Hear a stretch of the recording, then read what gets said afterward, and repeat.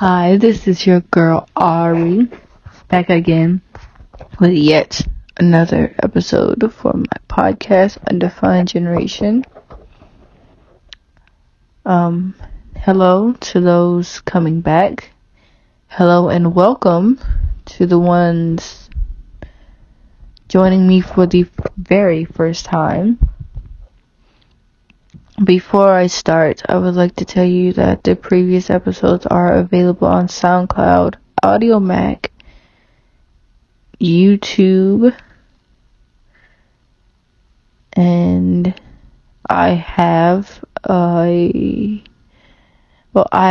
made some modifications to my book, Iron Cross Academy, and it is free of charge on Wattpad. So feel free to support and check that out.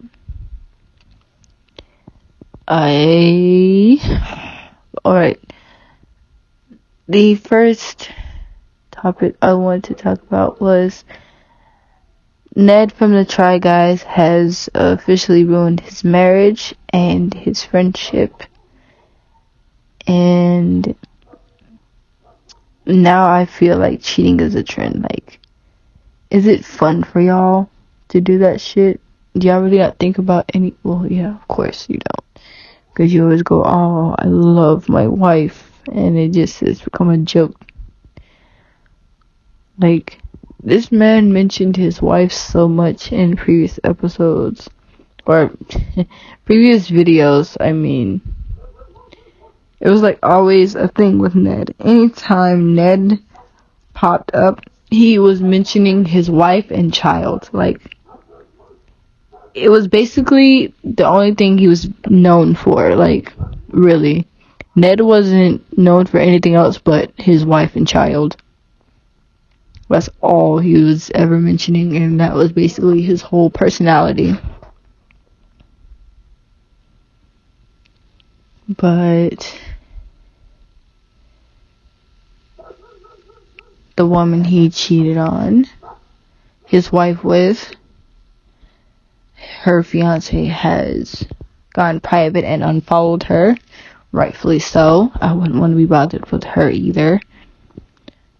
But more recent news, an old employee that used to work with him said that she was uncomfortable working with Ned, and said that trusting a person who made one thing their personality is like a horrible thing to do. And she's right, because that's all we've ever known Ned for. Like, him mentioning his wife and child, that's nothing else. There was nothing else to him. Cheesy jokes and his wife and child was the only thing that was practically interesting about him, because that's all he ever talked about.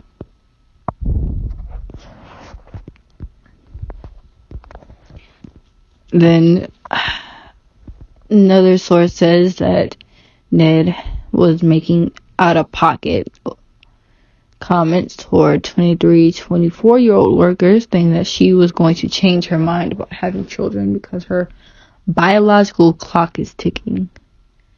I don't know what type of shit goes on through a person's head who says some shit like that to a woman, but once again, it's the woman's choice to have children. And why is this even a conversation to bring up? Because lately I've been seeing, like, women who don't want children are being bashed on the internet.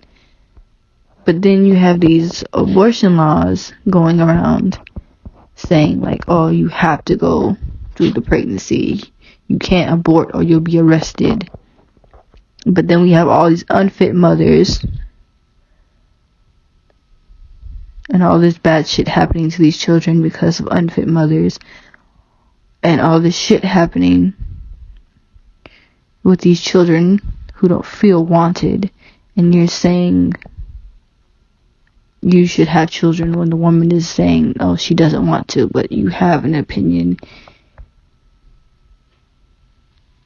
Like, oh God, I feel like it's some stupid shit to tell a woman that, like, if she doesn't want to have a child, that's fine, but for you to go out of your way to tell her some shit like her biological clock is ticking really rubs me the wrong way.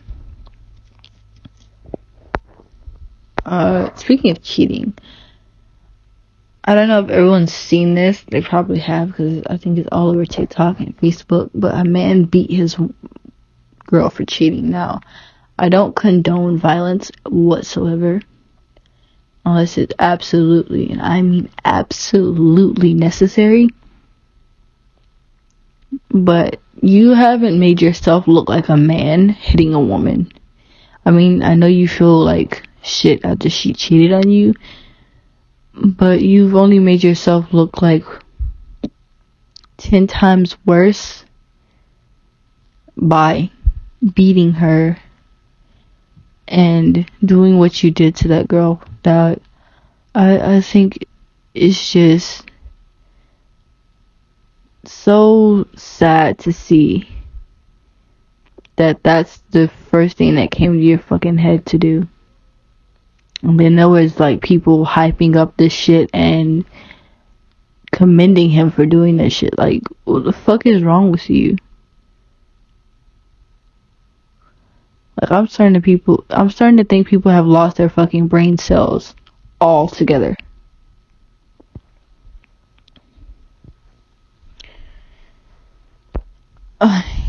It's frustrating. It's really fucking frustrating.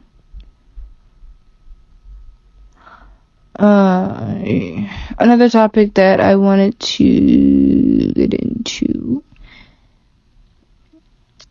after talking about a man beating his child, I also wanted to get into misogyny. This will probably be the first and last time I ever bring this shit up. I thought after Andrew Tate, this whole misogyny shit would calm down, but the way you men downplay what women do on a day-to-day basis and try to constantly make us feel less is the funniest shit ever.